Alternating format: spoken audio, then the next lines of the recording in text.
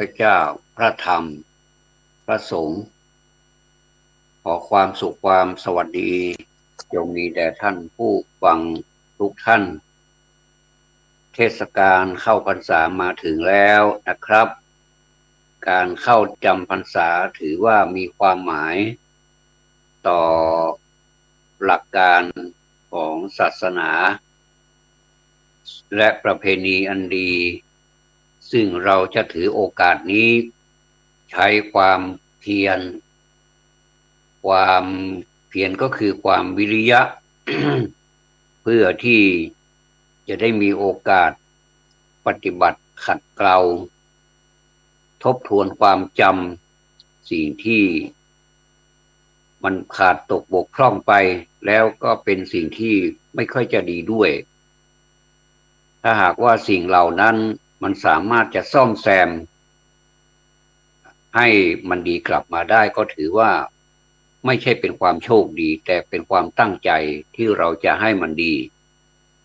ดังนั้นนะครับความหมายของการเข้าพรรษาจึงไม่ได้หมายถึงเฉพาะพระภิกษุสามเณรที่จะต้องปฏิบัติตามวินัยเท่านั้นแต่ว่าหมายถึงโอกาสที่สาธุชนทั้งหลายมีอุบาสกอุบาสิกานี้ต้นจะได้มีโอกาสเพิ่มความเข้มข้นนะครับความเข้มข้นของการปฏิบัติของการที่จะได้มีอะไรเพิ่มเข้ามาโดยไม่ถือเป็นภาระถือว่าเป็นกลไกของการปฏิบัติให้มันมีความเป็นพิเศษในที่นี้ก็หมายความว่าจากที่เราเคยปฏิบัติแบบไม่ค่อยได้สนใจหรือว่าปฏิบัติน้อยๆแต่ว่าความประพฤติอย่างอื่นมีมากเหลือเกินเมื่อเทียบแล้วมันไม่สามารถที่จะเทียบกันได้นะครับเราก็ตีตื้นขึ้นมาให้มันเทียบกันได้บ้างแล้วเราก็หากว่าเรามีความที่อยากจะจดเป็นสถิติไว้จริงๆแล้วเรารู้ตัวเรานะครับว่าเราปฏิบัติหรือว่าเราไม่ปฏิบัติเราทำอะไรอยู่เรารู้ตัวแต่ว่าถ้าในแง่ของการให้มันจดจำไว้เนี่ยนะครับจดถ้าจำไม่ได้ก็จดเอาไว้เนี่ยก็ถือว่าเป็นการทำสถิติอย่างหนึ่งและเรามาทบทวนเมื่อไหร่แล้วเราก็มีความสุขเพราะว่ามันจะเกิดการเปลี่ยนแปลงขึ้นนะครับการเปลี่ยนแปลงของการปฏิบัตินั้นมีความสนุกเหลือเกินถ้าเราทำเป็นประจำแล้วเราจะรู้สึกสนุกเหมือนกับเราดำเนินชีวิตไปเป็นปกติธรรมดานี่แหละนะครับดำเนินชีวิตไปเหมือนกับไม่มีอะไรธรรมดานี่แหละนะก็จะทำให้เรามีความสุขกับการปฏิบัติดังนั้นจึงถือว่าเป็นโอกาสพิเศษผมถือว่าเป็นโอกาสพิเศษเลยนะครับเมื่อเทศกาลแบบนี้มาถึงบรรยากาศมันให้เหลือเกินพระพิรุณหรือว่าฝนนี่ก็ตกลงมาอย่างแบบไม่ขาดสายแต่ไม่ถึงไม่ถึงกับตกที่ว่าตกหนักหรืออะไรแต่ว่า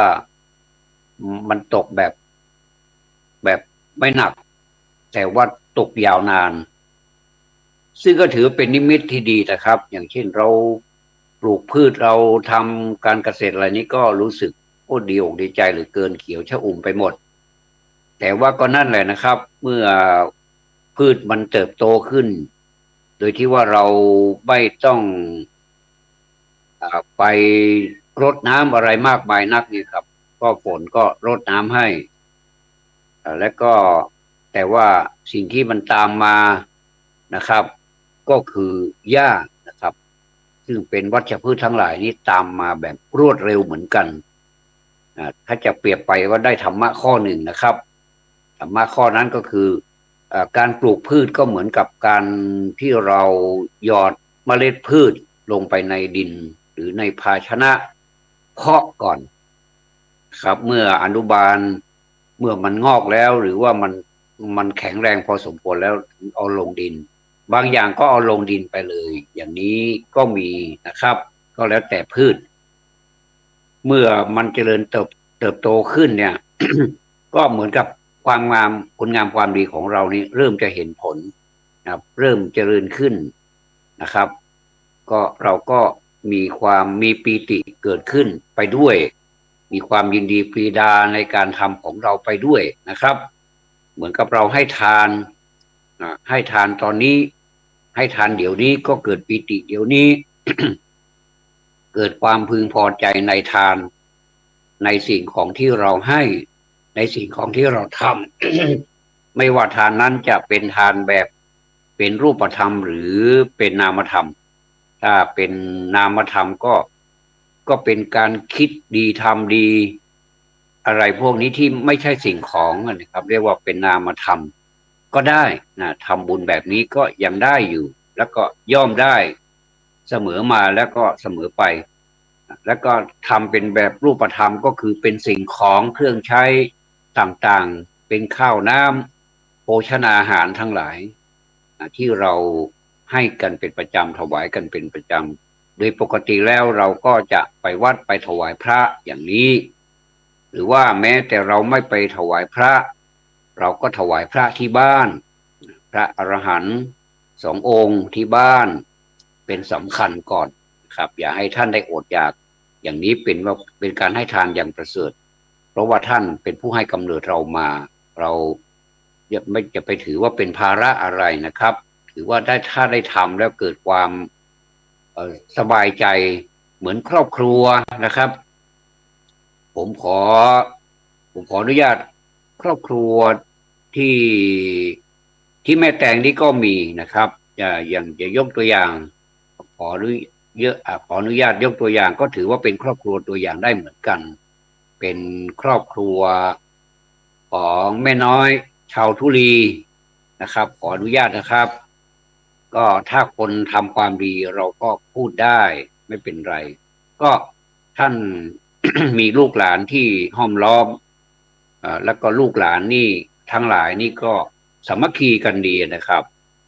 ในความเป็นคนหมั่นในความเป็นตัวอย่างของความเพียรความอดทนถึงแม้ว่าครอบครัวของเขานี่นะครอบครัวของแม่น้อยลูกหลานเนี่ยแต่ละคนนี่ก็เป็นคนที่มีอนาคตนะครับเนื่องจากว่ามาไม่เกียจคร้านขยันทำการงานแล้วก็เป็นคนคิดดีทำดีพูดดีมาโดยตลอด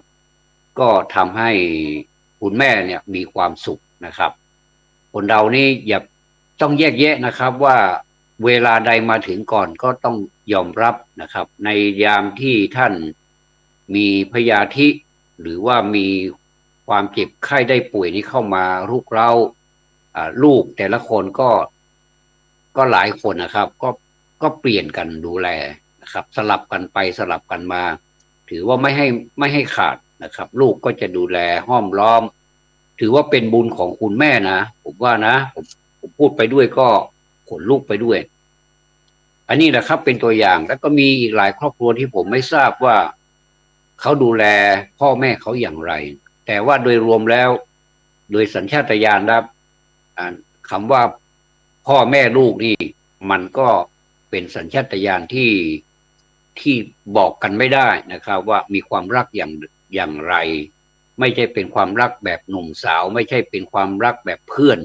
แต่เป็นความรักแบบลึกซึ้ง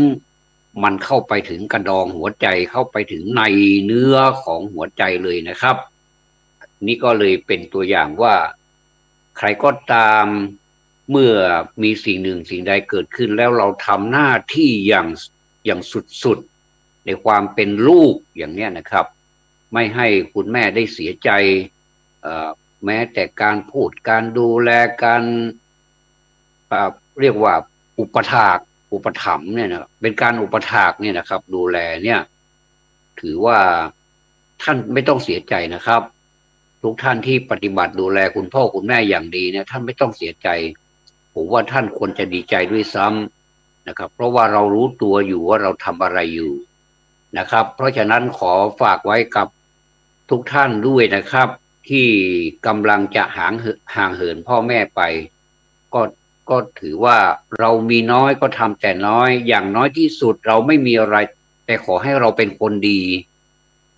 เราเป็นคนดีเรามีธรรมะก็ป้อนธรรมะให้ท่านก็ได้ไม่จำเป็นจะต้องเป็นทรัพย์สิ่งของอะไรถ้าเราไม่มีจริงๆนะครับผมใช้วิธีนี้แหละครับผม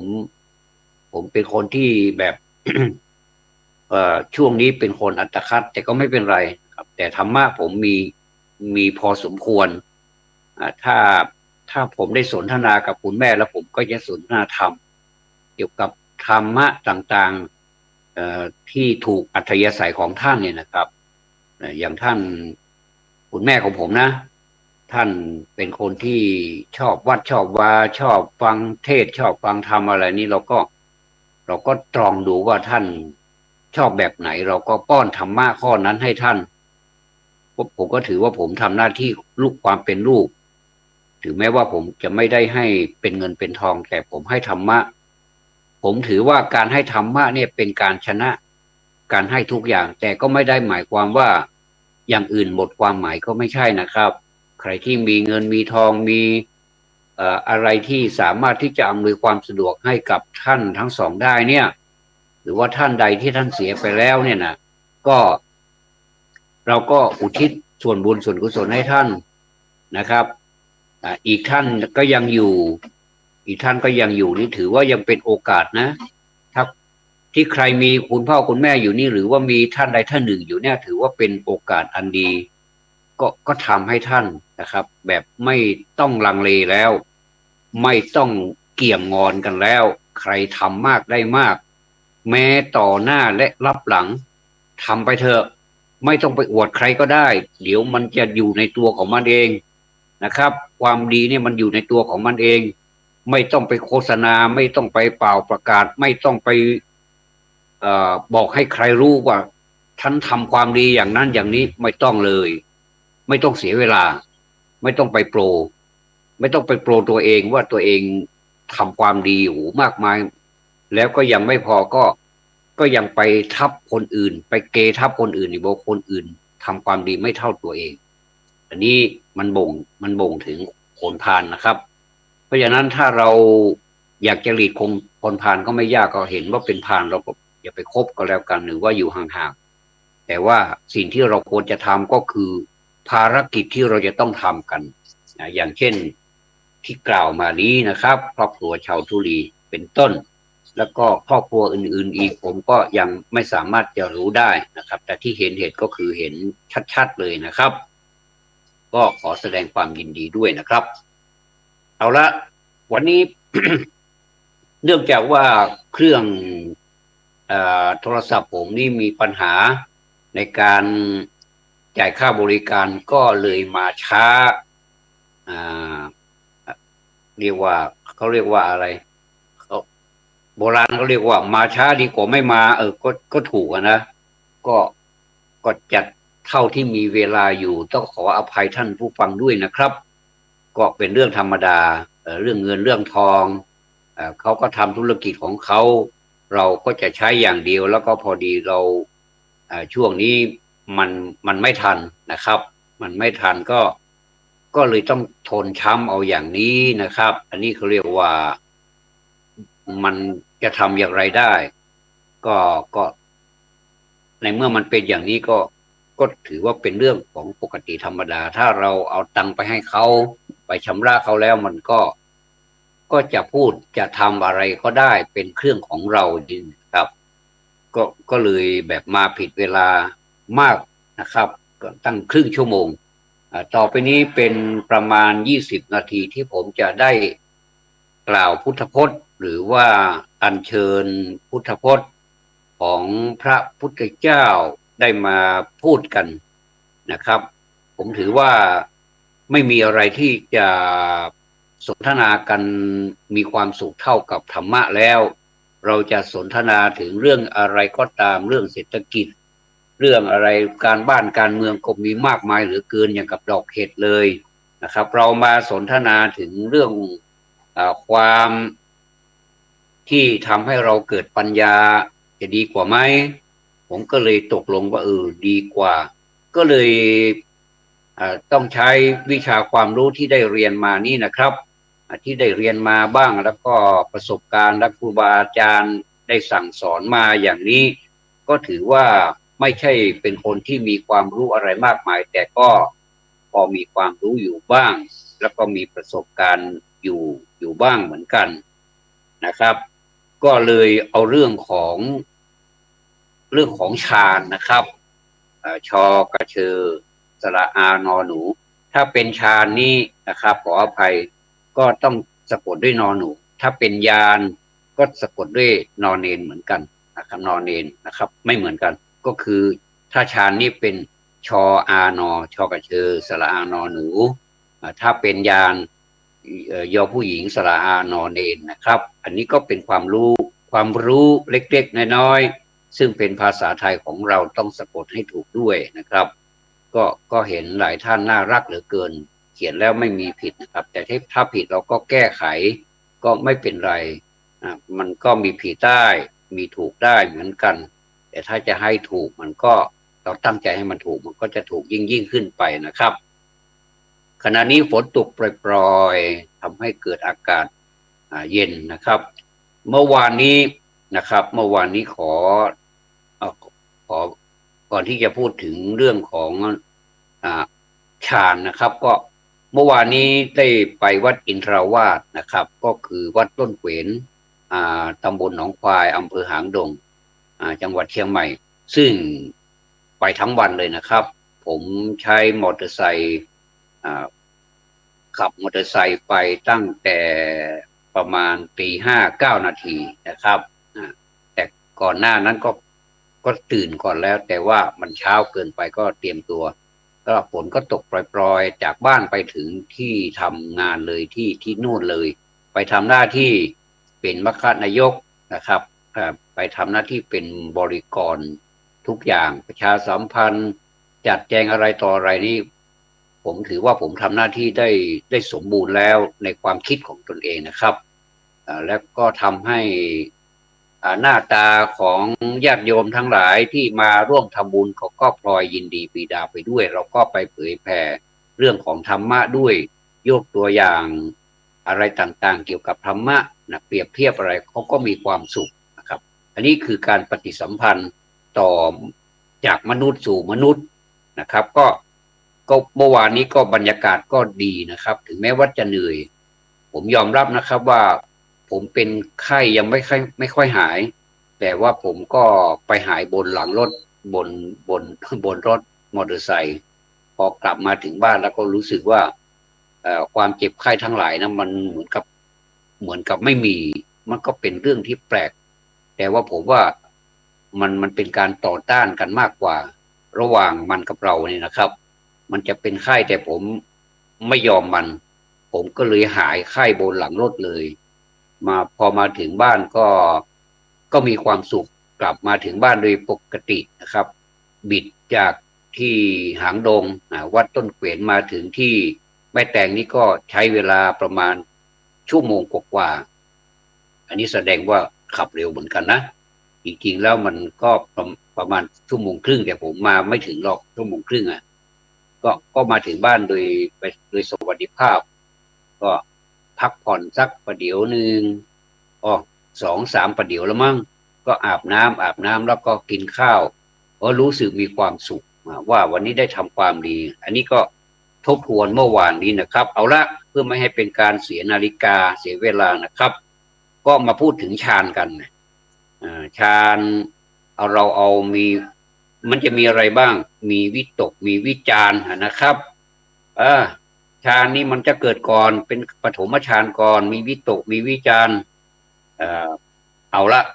วิตกนี่วิตกวิจารณ์สองอย่างนี้นะครับเขาเรียกว่าเป็นความนึกอารมณ์ความนึกอารมณ์นี่เรียกว่าวิตกเรานึกอะไรในอารมณ์ของเรานี่เรียกว่าวิตกคือได้แก่ความกำหนดเอาอารมณ์เนี่ยวิตกเนี่ยนะครับที่เราจะยกขึ้นไว้ในอารมณ์เป็นลักษณะนะครับอาจจะอธิบายเป็นวิชาการไปหน่อยก็ต้องทน ก็ฟังไปด้วยปัญญาด้วยมันก็จะเกิดความรู้นะครับไม่เป็นไรนะครับรู้มากรู้น้อยไม่เป็นไรไม่ไม่จำไม่เป็นไรขอให้เข้าใจไปตามนั้นให้ได้นิดหน่อยก็ถือว่าเป็นการสะสมแล้วนะครับเพราะว่าการทำความดีหรือว่าการศึกษานี้เป็นการสะสมไม่ใช่เป็นการจำไม่ใช่เป็นการจำทั้งดุนเลยไม่ใช่จำแล้วเดี๋ยวมันก็ลืมได้เป็นอนิจจสัญญาเป็นความไม่เที่ยงของสัญญาเป็นความไม่เที่ยงของความจำนะครับเราก็จำด้วยเข้าใจไปด้วยมันก็ดีนะครับสองอย่างควบคู่กันไปแต่ก็ไม่ต้องไปเน้นที่ความจำนะครับเนี่ยเรายกจิตไว้ในอารมณ์ที่เป็นลักษณะมีการตะล่อมเขาเรียกว่าตะล่อมอารมณ์ไว้ตะล่อมอารมณ์ไว้โดยรอบเป็นกิจเมื่อกี้นี้เป็นลักษณะคือยกอารมณ์นี้เป็นเรียกว่าเป็นลักษณะ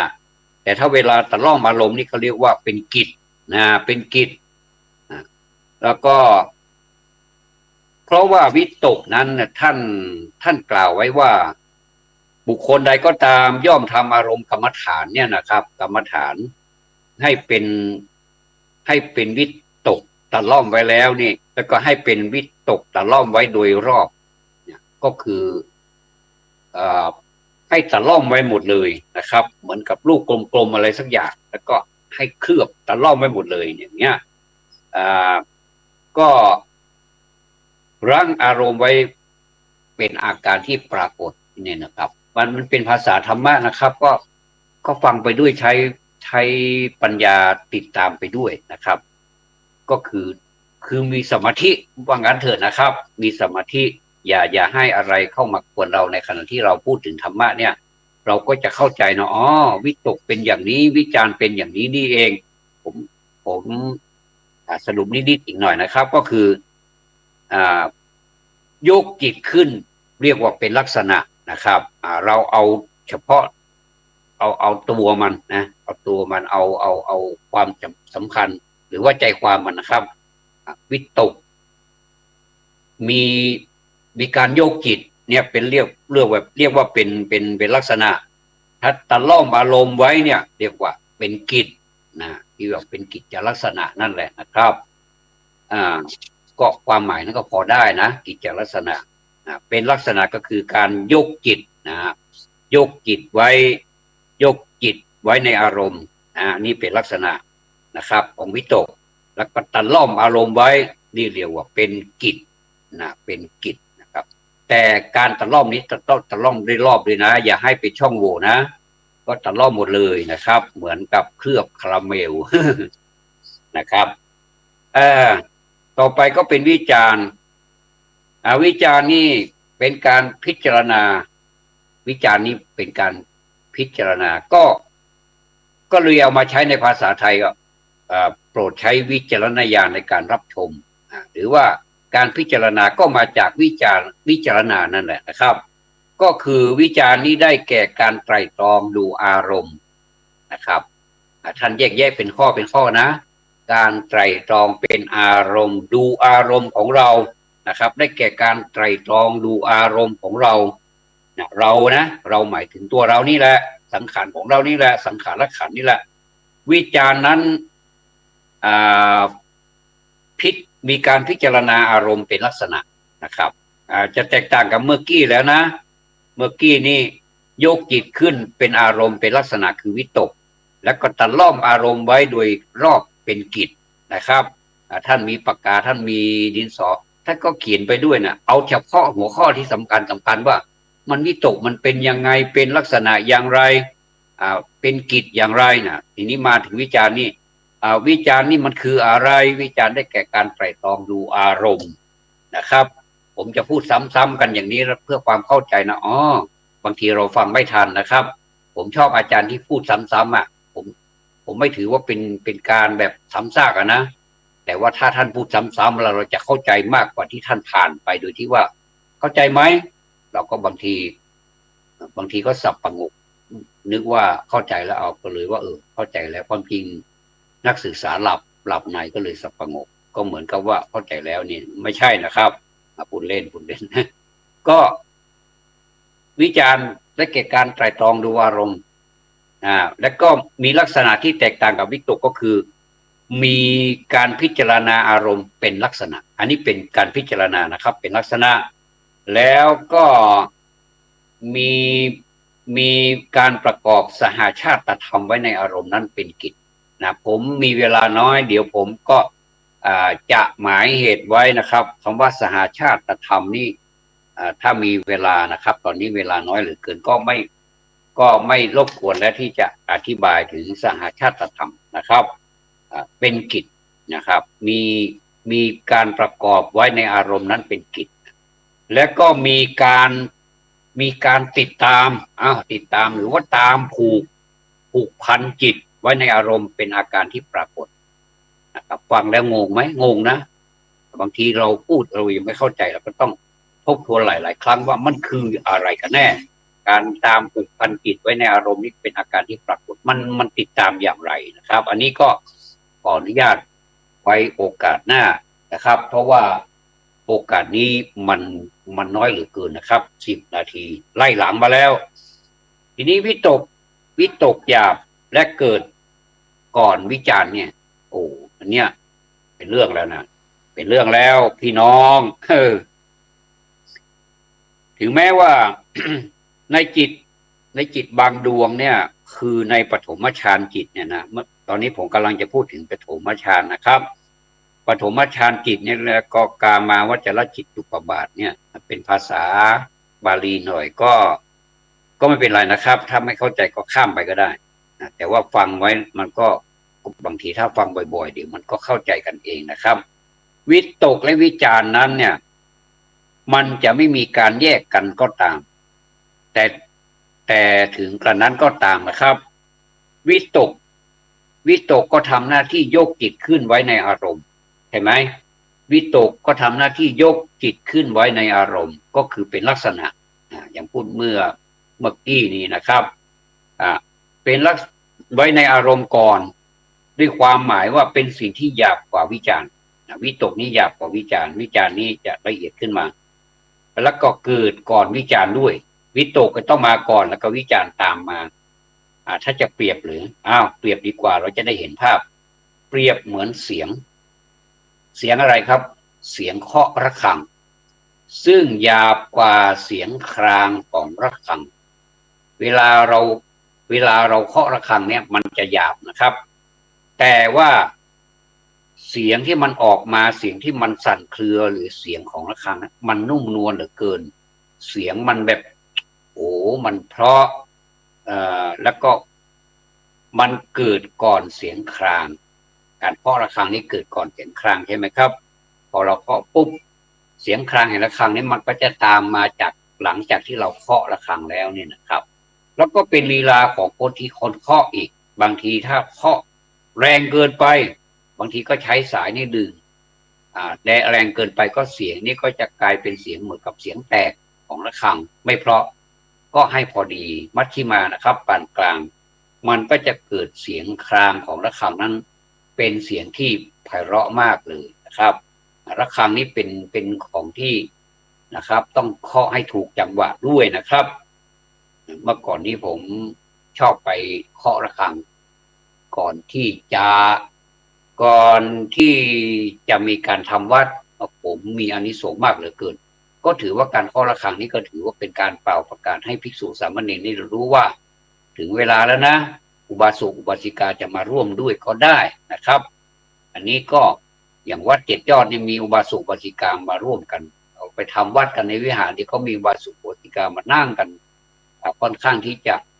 หลายชีวิตเหมือนกันทั้งพระทั้งอุบาสกอุบาสิกาก็พาลูกหลานมาด้วยก็ถือว่าเป็นสัญญาณที่ดีนะครับต่อไปเราก็จะเปรียบวิตกวิจารณ์เหมือนอะไรเหมือนอาการบินของนกและแมลงภู่เปรียบเทียบกันสวยงามเหลือเกินเหตุการณ์จะเป็นอย่างไรติดตามต่อไปนะครับวิตกและวิจารณ์นั้นน่ะวิตกยังมีความไหวอยู่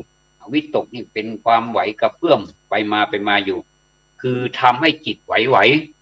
ในเวลาเกิดขึ้นครั้งแรกเนี่ยนะครับเปรียบเหมือนการโบกปีกของนกขนาดใหญ่นกขนาดใหญ่เราก็เห็นแล้วใช่ไหมเช่นนกอินทรีนกเหยี่ยวอะไรที่มันขนาดใหญ่ๆที่มันกินสัตว์เนี่ย ขนาดมันอยู่บนอากาศเวหาหาวนี่มันอยู่สูงมากเลยนะแล้วมันบินลงมาในแม่น้ำเนี่ยโอ้โหสวยงามมากเลยนะเขาก็โอ้โหจับภาพได้ดีเหลือเกินนะครับนักจับภาพนี่เขาจัดภาพได้ดีเลยลงมาแล้วขนาดปลาอยู่ในน้ำลึกเดี๋ยวมันดำลงไปนะพุ่งลงไปปุ๊บจิกปลาขึ้นมานะติดติดติดเท้าของมันขึ้นมาเลยมันก็เดี๋ยวมันก็ไปกินปลาตัวนั้นหมายความว่าไม่มีชีวิตรอดแล้วนะครับคือตายอย่างเดียวนะครับ อันนี้คือวิสัยของนกอินทรีนกเหยี่ยวอะไรประมาณนี้นกใหญ่ๆเนี่ยนะครับนี่ก็เรียกว่าเปรียบเหมือนการโบกปีกของนกขนาดใหญ่ที่เตรียมจะบินไปในอากาศและก็เหมือนการบินมุ่งหน้าไปหาดอกปทุมของแมลงภู่อันนี้ไม่ไปบินหาปลาแล้วนะจะไปต่อไปครับมุ่งหน้าไปหาดอกปทุมก็คือดอกบัวนั่นแหละปทุมก็หมายถึงดอกบัวแล้วก็แมลงภู่ที่ชอบตอมดอกบัวนะครับตอมเกสรดอกบัวเนี่ยซึ่งมีจิตติดพันในกลิ่นในกลิ่นของดอกไม้นะครับส่วนวิจารณ์เวลาไล่หลังมาแล้วส่วนวิจารณ์มีพฤติการสงบนะวิตกนี่เหมือนกับนกขนาดใหญ่บินไปมุ่งไปหาดอกบัวและดอกบัวของแมลงภู่ที่แมลงภู่กำลังตอมอยู่เนี่ยนะบางทีไม่ได้ไปทำร้ายแมลงภู่หรอกแต่ว่ามันมีกลิ่นหอมก็เลยไปหาดอกไม้ที่ว่าเนี่ยส่วนวิจารณ์นี้มีพฤติการสงบมันคนละอย่างกันนะมีพฤติการสงบก็คือวิตกนี่เป็นเหมือนนกที่จิตใจนี่เคลื่อนไหวไปละไม่ได้อยู่นิ่งนะแต่ว่าวิจารณ์นี่มีพฤติการที่สงบนิ่งคือมีภาวะไม่ทำจิตให้ไหวมากก็ไหวเหมือนกันแต่ว่าไม่มากเหมือนวิตกนี่โอ้โหสุดยอดเลยเนี่ยครับเปรียบเหมือนการกางปีกของนกที่บินขึ้นไปอยู่บนอากาศแล้วเนี่ยนะครับอันนี้เหมือนกับวิจารณ์